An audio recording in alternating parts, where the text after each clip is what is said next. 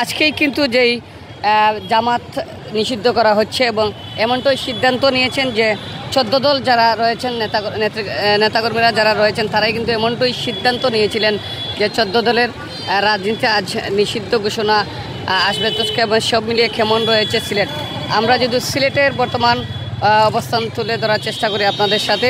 আপনারা দেখছেন সকালে সেই সিলেটের স্বাস্থ্যের শিক্ষার্থী যারা রয়েছে তারা কিন্তু তাদের লং মার্চ এবং মিছিল নিয়ে সেই শাহজালাল বিজ্ঞান ও প্রযুক্তি বিশ্ববিদ্যালয় থেকে শুরু করেছিল তারা বন্দরের দিকে আসার জন্য। ঠিক সুবিধবাজারের আসতে না আসতেই কিন্তু পুলিশের দাওয়া এবং পুলিশের নিষেধাজ্ঞা শিকার হন সেই ছাত্ররা।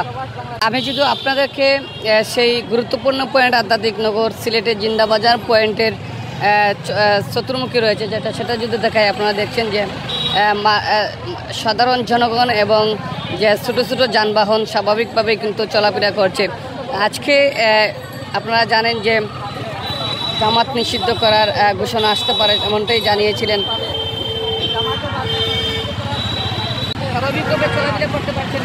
হ্যাঁ, স্বাভাবিকভাবে চলাফেরা করা যায়। না, আমি তো সুনামগঞ্জ থেকে আইছি, কোনো সমস্যা হয়েছে না। তবে মিছিল টিছিল দেখছি আর কি। এটা দেখছি আখালি ভার্সিটি থেকে এই মদিনা মার্কেট পর্যন্ত আইছি। 12টার দিকে 400 টাকা করছে। জি না, আজকে পাইছি না। তো বোনের দাম অনেক বেশি।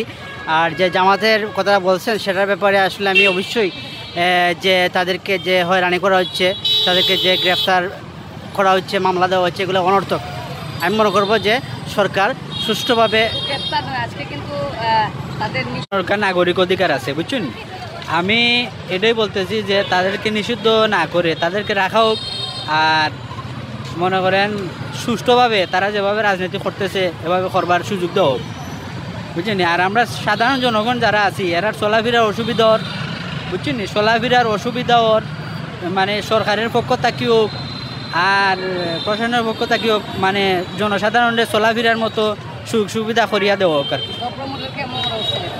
ঊর্ধ্বগতি মানে সাধারণ মানুষ মনে করেন এই যে 10-12 দিন ধরে খামে কাজে যাইতে পারছে না, ব্যবসা বাণিজ্য সব কিছু বন্ধ, বুঝছেন। সাধারণ মানুষের উপরে মানে খুব বেশি একটা চাপ পড়ছে। সাধারণ মানুষ বাঁচার মতো, সাধারণ মানুষ চলাফেরা করিয়া বাঁচার মতো কোনো সুযোগ সুবিধা নাই, যাতে মানুষকে মিথ্যা মামলা হয়রানি না করার জন্য। ছাত্ররা যে আন্দোলন করে দাবি আদায়ের জন্য, এই যে ছাত্র নিহত হয়েছেন তাদের সাথে বলবো আসলে সেই ক্ষেত্রে আসলে মানে এটা হচ্ছে বাংলাদেশের মানুষের এটা অধিকার, ঠিক আছে, সেটা বাংলাদেশের মানুষের অধিকার। সেই অধিকারটা শুধু ছাত্ররা শুধু আন্দোলন করতেছে সারা দেশের মানুষের জন্য, ওদের ব্যক্তিগত কোনো কিছু না, সারা দেশের মানুষের জন্য। এই আন্দোলনটাকে দাবির করে সরকারের গ্রহণ করা অবশ্যই দরকার আমি মনে করি। প্রিয় দর্শক, আমরা এই মুহূর্তে তুলে ধরার চেষ্টা করছি আমরা যে আধ্যাত্মিক নগর সিলেট, সেই সিলেটের জিন্দাবাজার পয়েন্ট থেকে যে সাধারণ মানুষ এবং বর্তমান অবস্থায় কিন্তু স্বাভাবিক রয়েছে। আপনারা জানেন যে কারফিউ শিথিল রয়েছে, কিন্তু সেই সকাল 6টা থেকে রাত 9টা পর্যন্ত শিথিল করা হয়েছে সিলেটে। এবং আজকের যে জামাতের যে রাজনীতি নিষিদ্ধ এমনটাই ঘোষণা আসতে পারে বলে জানিয়েছিলেন মন্ত্রী।